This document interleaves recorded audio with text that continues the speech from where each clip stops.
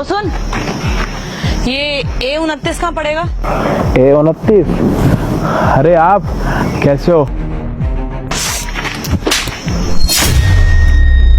पापा देख रहे हो, ये अभी मुझे गले लगाने आ रहा था। अबे तुझसे ना सिर्फ एड्रेस पूछा है, दोस्ती यारी नहीं निभा रहे हम यहाँ पे तेरे साथ। अरे मैडम, मैं आपको जानता हूँ तभी तो मैं आपके गले लगा रहा हूँ। मैं और जानकारी रखूंगी तुझसे, एक 2 कौड़ी के मैकेनिक से? तेरा दिमाग खराब है क्या? एक एड्रेस क्या पूछ लिया तब यहाँ पर रिश्तेदारी निभा रहा है? अबे ओ मैकेनिक, तेरी हिम्मत कैसे हुई मेरी बेटी को टच करने की? अरे तूने जो गलती किया ना, उसके बदले अगर 2 चाटे गाल पे दूंगा ना तो दिन में ही तारे नजर आएंगे, समझा? अपनी औकात में रह, जितना पूछ रही बेटी उतना बता। अंकल जी, मैं जानता हूँ इनको। आप यहाँ पे किसी के साथ मिलने आई हो ना? तुझसे एड्रेस पूछा है तो जाहिर ही है ना कि किससे मिलने ही आऊंगी।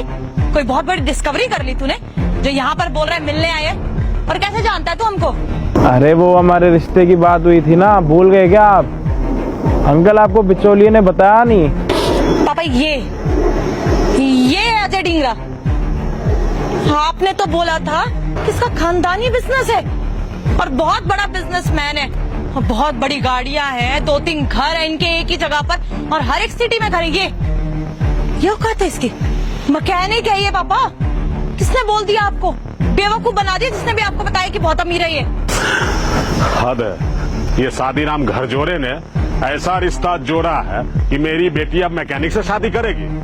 दिमाग खराब है। अरे मेरी बेटी से शादी करेगा, इसके सपने देख रहा तू?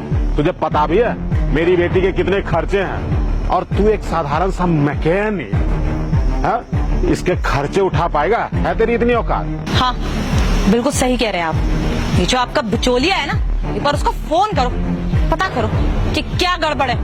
या तो इसने ही झूठ बोला होगा या तो वो झूठ बोल रहा है। अरे उसने आपसे कुछ भी झूठ नहीं बोला अंकल। आप दोनों तो चुप कर, तुझसे बात नहीं करी है, समझ आई है?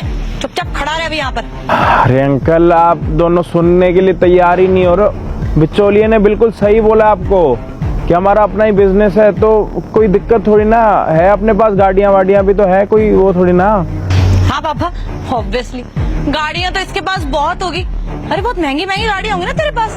मैकेनिक जो है तुम्हारे वहां पर आगे गाड़ियां खड़ी होती है, मतलब किसी और की गाड़ी इनके यहाँ ठीक होने आ गई, धुलने आ गई तो अपनी गाड़ी का नाम दे देंगे।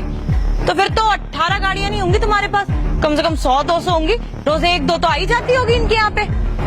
पापा अच्छा है कि हम टाइम से पहले आ गए और असलियत पता चल गई तो बहुत बुरे फंसते हम। मेरी तो जिंदगी बर्बाद हो जाती 2 कौड़ी के मैकेनिक से शादी करके। हाँ बेटिया, तू बिल्कुल सही कह रही है। देखना, काम करता है मैकेनिक की और क्या बोल रहा है 15-20 गाड़ियां हैं। मुंगेरी लाल के हसीन सपने है ना, जो कभी पूरे नहीं होंगे, समझा?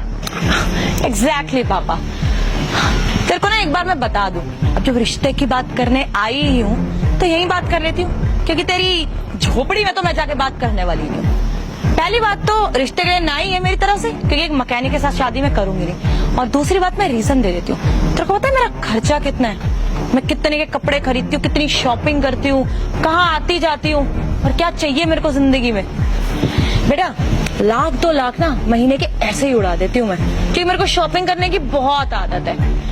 और तूने लाख ना कभी जिंदगी में एक साथ देखे भी नहीं होंगे।